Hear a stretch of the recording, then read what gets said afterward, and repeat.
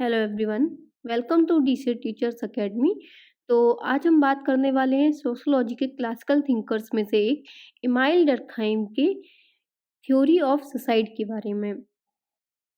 तो डर्कहाइम की जो है डिवीजन ऑफ लेबर के ऊपर एक वीडियो बन चुकी है और सोशल फैक्ट के ऊपर भी। जो वीडियो आपने नहीं देखी हैं वो चैनल की प्लेलिस्ट में है, आप जाकर देख सकते हैं। और बात करते हैं थ्योरी ऑफ सुसाइड में आखिर डर्कहाइम ने क्या कहा है, सुसाइड को किस तरह से एक्सप्लेन किया है।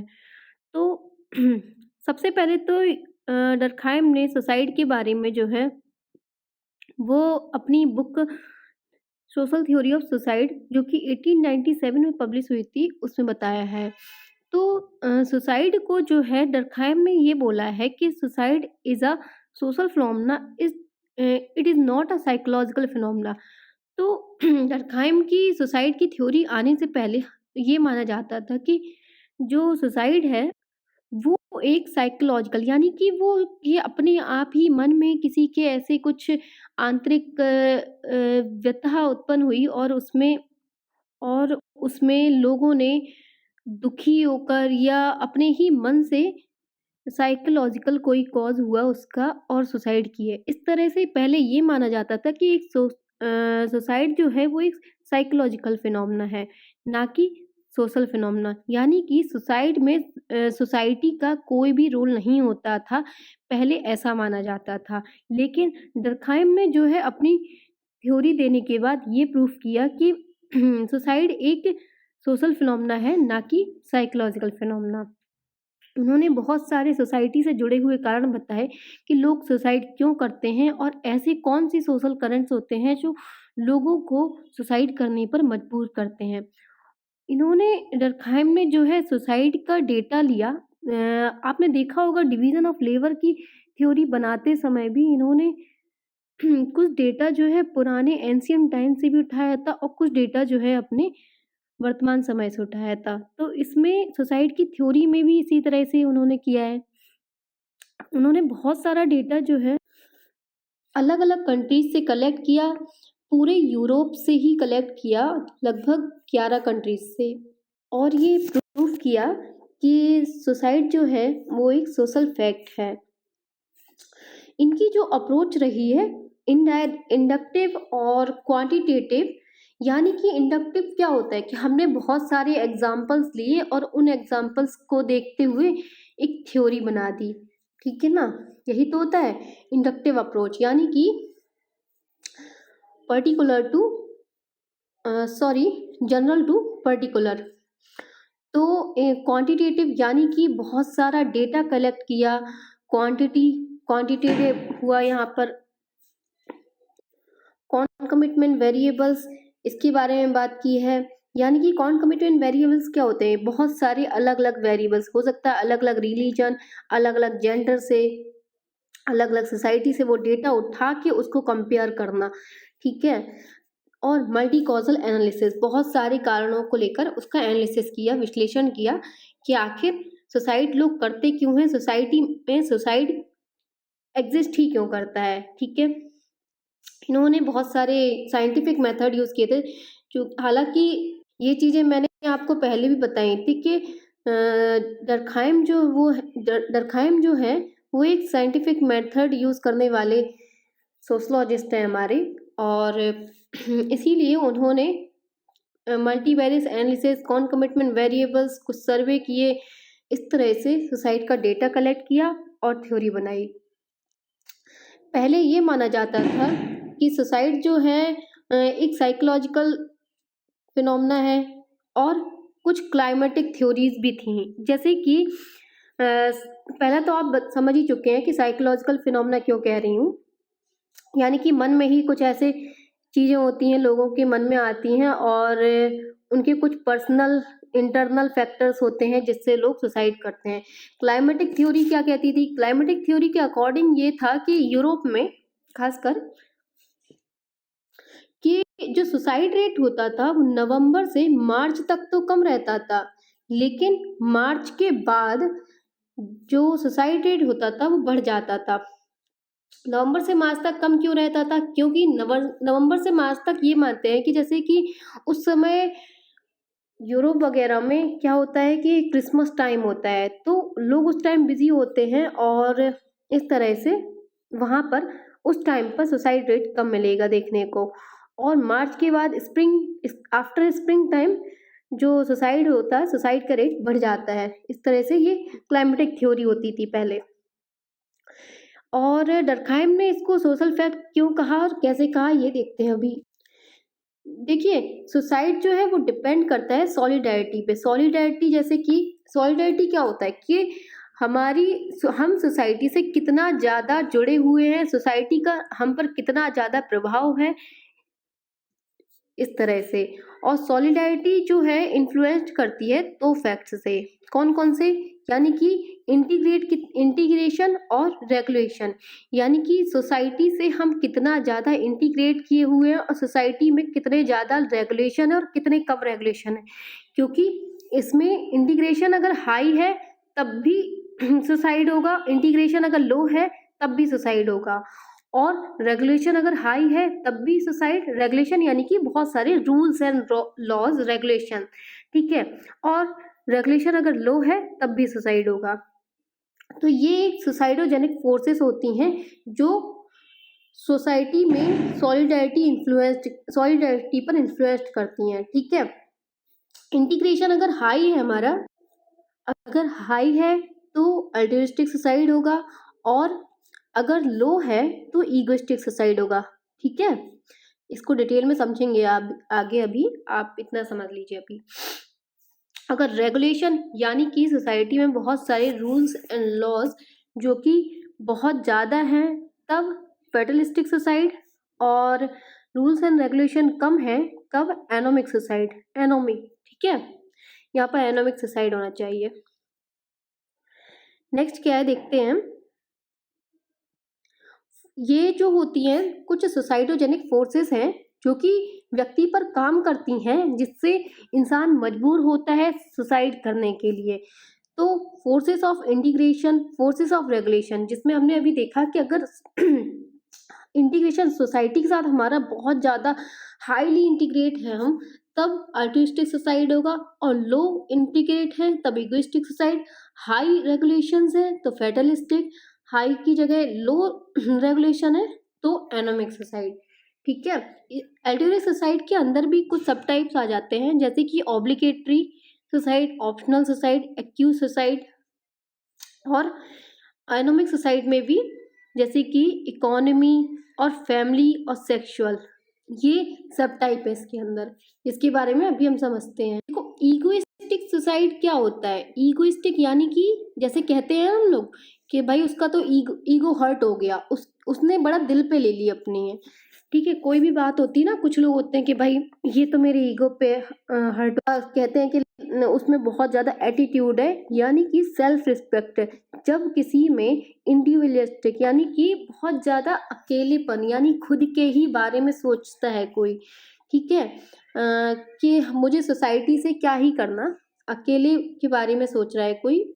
सोशली आइसोलेटेड है, मतलब कि सोसाइटी से जुड़ाव उसका कम है, सोसाइटी से अलग है, तब ये सुसाइड करने को मजबूर होते हैं। जैसे कि कोरोना के टाइम पर हम देख सकते हैं लोग पूरी तरीके से आइसोलेट हो चुके थे हर किसी से, क्योंकि किसी और इंसान से लोग ना ही मिल पा रहे थे उस समय, ना ही बैठ पा रहे थे। तो लोगों को क्या था, उस समय बहुत ज़्यादा अकेलापन फील हो रहा था कि मैं अब अकेला हो चुका हूँ, मेरा सोसाइटी से कोई मतलब नहीं है, तो मतलब मेरे लिए अभी किसी को कोई परवाह नहीं है। तो इस तरह से इंसान जो है खुद के बारे में सोचने लगा था, और ईगोइस्टिक सुसाइड इसके अंदर आएगा, ठीक है। ईगोइस्टिक सुसाइड को समझने के लिए डर्कहाइम ने हमें जो है जो ज्यूज होता है उनमें जो दो दो धर्म के लोग होते हैं, प्रोटेस्टेंट और कैथोलिक्स होते हैं। तो प्रोटेस्टेंट्स लोग जो होते हैं वो ज़्यादातर क्या है कि अपने पैसे वैसे कमाने में लगे हुए हैं, अपनी लाइफ को जीने में लगे हैं, तो उनमें क्या है सुसाइड की प्रवृत्ति ज़्यादा देखने को मिलती है। और कैथोलिक्स में क्या है, वहीं जो कैथोलिक्स होते हैं उनमें पैसा कमाना इतना ज़्यादा इम्पोर्टेंट नहीं है, ज़िंदगी को सादा जीवन उच्च विचार कह सकते हो। उनमें जो है सुसाइड हमें कम ही देखने को मिलता था। ये इगोइस्टिक सुसाइड के अंदर डर्कहाइम ने ही बताया है। इंसल्टेड बाय सोसाइटी, अगर मान लीजिए किसी की सोसाइटी में 4 लोगों के सामने बहुत बेइज्जती हो गई है, तो लोग अपने उस पे ईगो पे ले लेंगे और वो उन्हें बात बुरी भी लग सकती है। सुसाइड भी कर सकते हैं ऐसे लोग। लोगों को ये लगने लगता है कि भाई अब तो मेरे बारे में कोई परवाह नहीं करता है, मेरे बारे में कोई सोचता नहीं है, तो मैं जी के करूँगा ही क्या? ठीक है ना? तो ये इगोइस्टिक सुसाइड के अंदर आ गया। नेक्स्ट क्या है? Altruistic suicide. अल्ट्रुइस्टिक सुसाइड मतलब होता है बहुत ज़्यादा जो सोसाइटी के लिए या दूसरे के लिए खुद को सैक्रिफाइस करने के लिए तैयार हों। ठीक है ना? जैसे कि हमारे जो मिलिट्री मैन होते हैं, बॉर्डर पे जाकर हमारे लिए, देश के लिए सबकी रक्षा कर रहे हैं और खुद का बलिदान दे रहे हैं। तो वो जो है उनका जो सुसाइड या उनका जो मरना है वो अल्ट्रुइस्टिक सुसाइड में आ जाएगा। क्योंकि उन्हें पता है अगर बॉर्डर पे गोलियाँ चल रही हैं तो जान को पूरा-पूरा खतरा है। ठीक है? लेकिन वो उनके अंदर एक भावना है कि मुझे अपने देश के लिए, मुझे अपने देश के लोगों के लिए, सबके लिए खड़ा रहना है यहाँ पे, चाहे फिर उसके लिए मेरी जान चली जाए। तो इस तरह से उनमें भावना होगी, तो ये जो है वो अल्ट्रुइस्टिक सुसाइड के अंदर आएगा। ठीक है? लोग जो होते हैं पहले के समय में बात कर रही हूँ मैं, सती सिस्टम होता था या जौहर जो होता था। सती सिस्टम में क्या होता था कि पति के मरने पर जो विधवा औरत है उसको भी मरना होता था। जौहर में क्या होता था, अगर युद्ध में जो उनके हस्बैंड हैं वो अगर मर जाते हैं तो महिलाएं भी आग में कूद कर जान दे देती थी। जैसे कि आपने मूवी में भी देखा होगा, पद्मावत मूवी में। तो खुद का बलिदान देना किसके लिए? सोसाइटी के लिए। क्योंकि उनमें क्या है, अल्ट्रुइस्टिक सोसाइटी में सुसाइड में क्या है कि बहुत ज़्यादा हाईली क्या है, उनमें इंटीग्रेशन है सोसाइटी के साथ। सोसाइटी के साथ उनका बहुत ज़्यादा जुड़ाव है। वो सोसाइटी के लिए कुछ भी करने को तैयार हैं, चाहे फिर उसके लिए मरना पड़े या कुछ भी हो। इसके सब टाइप में भी देख लेते हैं हम लोग क्या है। जैसे कि पहला है ऑब्लिगेटरी। ऑब्लिगेटरी क्या होता है कि ये ज़रूरी नहीं है, ये ज़रूरी ही है, सॉरी, ज़रूरी ही हो जाता है। जैसे कि अगर हस्बैंड मर जाते हैं पहले के समय में, तो एक विधवा को भी उसी तरह से जीवन बिताना पड़ेगा या उसको भी मरना पड़ेगा, या उसको पूरी ज़िंदगी बहुत सारे रिवाज होते थे पहले, वो सब करने पड़ते थे। वो मजबूरी ही है और वो ज़रूरी भी है। ठीक है? सती सिस्टम के अगर पति मर जाता है तो उसके बाद महिला को भी अपनी जान देनी पड़ेगी। ओल्ड पर्सन यानी कि लोग जब बूढ़े हो जाते हैं बहुत ज़्यादा, तो अब फिर उनमें जीने की इतनी इच्छा नहीं रहती है। उस समय पे ये ऑब्लिगेटरी सुसाइड करने को मजबूर हो जाते हैं लोग। ऑप्शनल सुसाइड क्या होता है? सेकंड टाइप इसका, सेकंड सब टाइप। ऑप्शनल यानी कि जैसे कि अनिवार्य नहीं है ये, लोग अपनी इच्छा से, लोगों के पास ऑप्शन है मरना और नहीं मरना भी। अब कुछ लोग होते हैं मरना चूज़ करते हैं, वो कैसे? जैसे कि प्री मैरिटल अफेयर, शादी से पहले कोई अफेयर या एक्स्ट्रा मैरिटल अफेयर है, तो लोगों को क्या है उसमें बहुत ज़्यादा गिल्ट फील हो रहा है खुद में। इस समय यदि किसी को गिल्ट फील हो रहा है तो वो सुसाइड करने को, मतलब खुद को मारने की टेंडेंसी उसमें बहुत बढ़ जाती है। एक्यूट जो होते हैं, जैसे कि बलि देना, भगवान को बलि चढ़ाना, उस समय ये सुसाइड होगा इसके अंदर। एनोमिक सुसाइड क्या होता है? एनोमिक सुसाइड यानी कि नॉर्मलेसनेस। नॉर्मलेसनेस यानी कि break down of the social equilibrium. जब आपने ना नॉर्म्स को मानने से ही इनकार कर दिया हो, ठीक है, कि मैं नहीं मान रहा है कोई भी नॉर्म, मैं नहीं मानूंगा सोसाइटी के अकॉर्डिंग, मैं जो है अपने हिसाब से ही कोई काम कर रहा हूँ, जो मेरी मर्जी है। ठीक है? जैसे कि अगर किसी का फार्मर सुसाइड जो कि है, फार्मर सुसाइड जो प्रीवियस ईयर पेपर में भी पूछा जा चुका है किस में आता है, तो फार्मर सुसाइड, मान लीजिए फार्मर ने जो है बहुत सारा लोन ले लिया है, ठीक है, लोन ले लिया है बैंक से, लेकिन उसको वो रिपे नहीं कर पा रहा है। अब उसके अंदर क्या होगा कि उसको लगेगा कि मैंने तो सोसाइटी के बहुत जो नॉर्म थे, कि नॉर्म क्या है कि अगर हमने लोन लिया है, किसी से उधार लिया है, तो उधार उसको देना भी है। अगर वो उधार नहीं देगा तो फिर उसके अंदर यही भावना आएगी कि मैं इससे अच्छा है मर जाता हूँ, क्योंकि मैंने सोसाइटी के नॉर्म को फॉलो नहीं किया है। डाइवोर्स के बाद लोगों के अंदर बहुत सारे लोग इस चीज़ को बर्दाश्त नहीं कर पाते हैं, क्योंकि उनका कुछ अटैचमेंट होता है दूसरे इंसान के साथ, और इसको बर्दाश्त ना कर पाने के बाद उनमें वो एनोमिक सुसाइड की भावना आ जाती है। ब्रेकअप के बाद भी लोग अपने आप को डिप्रेशन में लेके आ जाते हैं, और ब्रेकअप के बाद भी लोग सुसाइड कर लेते हैं, देखा होगा अक्सर।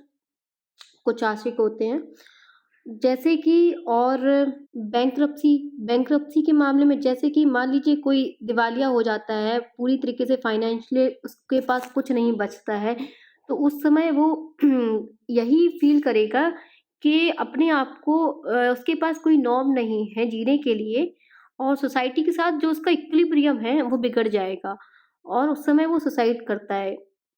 ठीक है, तो एनिमल सुसाइड की बात हो चुकी है। नेक्स्ट देखते हैं हम लोग फेटलिस्टिक सुसाइड। फेटलिस्टिक सुसाइड क्या होता है? जब सोसाइटी के साथ किसी के, या सोसाइटी के साथ हमारे एक इंडिविजुअल की बात हो रही है, बहुत ज़्यादा हाई रेगुलेशंस हों, सोसाइटी के बहुत ज़्यादा हाई रेगुलेशन का जब उस पर प्रभाव हो, तो जैसे कि हम देख सकते हैं कि स्लेव एक स्लेव पहले के समय में क्या होता था कि अफ्रीका से बहुत सारे लोगों को समुद्र के रास्ते से यूरोप वाले मार्ग पर ले जा रहे हैं, जैसे, ठीक। उस समय उन स्लेव्स को ये पता है कि भाई आगे जाके हमें क्या है, जीना भी होगा, तो किस तरह की जिंदगी होगी उन्हें ही पता है। तो वो क्या करते थे, बीच में समुद्र में ही छलांग लगा देते थे और खुद को मार देते थे, क्योंकि उन्हें ये लगता था कि आगे ज़िंदगी वैसे भी कुछ नहीं है, जहन्नुम ही बनने वाली है।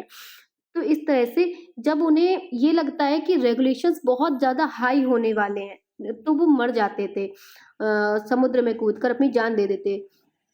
अगर जेलर है जो बीच में ध्यान दे रहा है बहुत सारे लोगों पर, बहुत सारे कैदी हैं जो अगल-बगल मान लीजिए चारों ओर इसमें हैं, ठीक है? किसी सेल में, और बीच में एक जेलर है, वो इनमें से किसी एक पर भी सर्विलेंस रख सकता है। अब लेकिन इन जो कैदियों को जो इसके अंदर जेल में बंद हैं, उन्हें नहीं पता है कि वो उन्हें देख रहा है या किसी और को देख रहा है। तो उस समय वो इतना ज़्यादा परेशान, मेंटली इतना ज़्यादा टॉर्चर हो सकता है कि वो खुद को मारने के लिए बाध्य हो जाएगा। इस तरह से फैटलिस्टिक सुसाइड के अंदर हम इसको रख सकते हैं एग्जाम्पल के तौर पर। हाई रूल्स एंड रेगुलेशंस जब होंगे तो फेडरलिस्टिक सुसाइड करने की टेंडेंसी बढ़ जाएगी। मान लीजिए बहुत सारा प्रेशर किसी के ऊपर है, हो सकता है किसी के ऊपर आईआईटी क्रैक करने का प्रेशर हो सकता है किसी के ऊपर यूपीएससी क्रैक करने का प्रेशर हो। तो जब ये हाई प्रेशर किसी के ऊपर, किसी की फैमिली बहुत ज़्यादा रूल्स एंड रेगुलेशन का बर्डन डाल रही है किसी बच्चे के ऊपर, तो उसको एंड में इतना हाई प्रेशर, इतने रूल्स एंड रेगुलेशन में रहने के बाद हो सकता है उसमें सुसाइड करने की टेंडेंसी बढ़ जाए, तो उस समय भी वो खुद को मार सकता है, ठीक है? तो इसीलिए क्या ये हो जाए फेडरलिस्टिक सुसाइड। तो फेडरलिस्टिक सुसाइड को समझ लिया हमने, यहाँ पर एनोमिक सुसाइड के बारे में भी समझ लिया है, और एल्ट्रुइस्टिक सुसाइड हो गया हमारा, इगोइस्टिक सुसाइड भी हो गया है, ठीक है? और इस स्ट्रक्चर को देखकर हम लोग समझ सकते हैं एक बार और अच्छी तरीके से कि कुछ सोसाइटोजेनिक फोर्सेस होती हैं जो व्यक्ति को सुसाइड करने पर मजबूर करती हैं। Forces of integration, forces of regulation. अगर हाई इंटीग्रेशन है तो अल्ट्रुइस्टिक सुसाइड, अगर लो रेगुलेशन है तो इगोइस्टिक सुसाइड, अगर हाई रेगुलेशन है या हाई इंटीग्रेशन था, हाई रेगुलेशन है तो फेटलिस्टिक सुसाइड, हाई नहीं लो रेगुलेशन है तो एनोमिक सुसाइड, ठीक है? इसके सब टाइप भी हैं जिनको हमने समझ लिया है।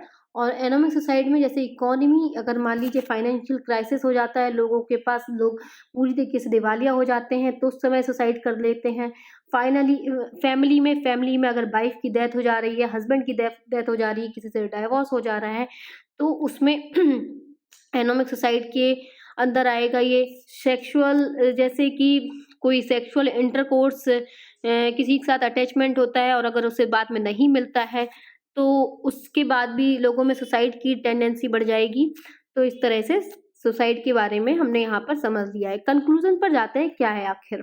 सुसाइड जो है, तो अभी तक हमने ये समझ लिया कि आखिर सुसाइड लोग करते क्यों हैं और उनके सब टाइप और टाइप क्या है, ठीक है। तो सुसाइड जो है डिपेंड करता है सॉलिडैरिटी से। सॉलिडैरिटी से क्या, कि सोसाइटी से लोग कितने जुड़े हुए हैं, कितना उनका अलगाव है और कितना ज़्यादा उनका लगाव है, ठीक है। सॉलिडैरिटी पर डिपेंड करता है। लिंक किया था थ्योरी को सोशल कॉन्स्ट्रेंट से, ठीक है। सोसाइटी में सोशल कॉन्स्ट्रेंट से लिंक किया था सुसाइड की थ्योरी को। According to Durkheim, there is no society in which suicide does not occur, ठीक है। डरखाइम के अकॉर्डिंग ऐसी कोई भी सोसाइटी नहीं है जहां पर सुसाइड नहीं होता है। सुसाइड तो होता ही है हर सोसाइटी में, ऐसा कहीं भी नहीं है, कोई भी ऐसी सोसाइटी नहीं है दुनिया में जहां पर सुसाइड नहीं होता है। Suicide is normal. सुसाइड अगर एक कांस्टेंट लेवल पर है, ठीक है, ना ज़्यादा हाई है ना ज़्यादा लो है, अगर वो कांस्टेंट लेवल पे है तो सुसाइड नॉर्मल माना जाएगा। ऐसा नहीं है कि सुसाइड को बुरा और अच्छा उन्होंने बोला है कि सुसाइड इज नॉर्मल, मतलब सोसाइटी में अगर कांस्टेंट रेट पे सुसाइड हो रहा है तो सुसाइड इज नॉर्मल। बहुत ज़्यादा हाई हो रहा है तो ये गलत बात है, ये बेकार बात है। अगर बहुत लो हो रहा है तब भी ये खराब है। अगर नॉर्मल कांस्टेंट है तो ये नॉर्मल है, ठीक है। Constant rate of suicide among all the groups, हर एक ग्रुप में हर एक सोसाइटी में सुसाइड होता है, कांस्टेंट भी होता है, लेकिन डिपेंड करता है सॉलिडैरिटी पर। तो ये था सुसाइड की पूरी थ्योरी। अगर आपको जहाँ भी समझ में नहीं आई हो वो आप प्लीज़ कमेंट सेक्शन में बता सकते हैं मुझे, मैं बताने की कोशिश करूँगी फिर से आपको। वीडियो अगर अच्छा लगता है तो आप उसे लाइक कर सकते हैं, चैनल को सब्सक्राइब नहीं किया है तो सब्सक्राइब कर सकते हैं, वीडियो शेयर भी कर सकते हैं। आप प्लीज़ वीडियो को लाइक ज़रूर कीजिएगा। Thank you.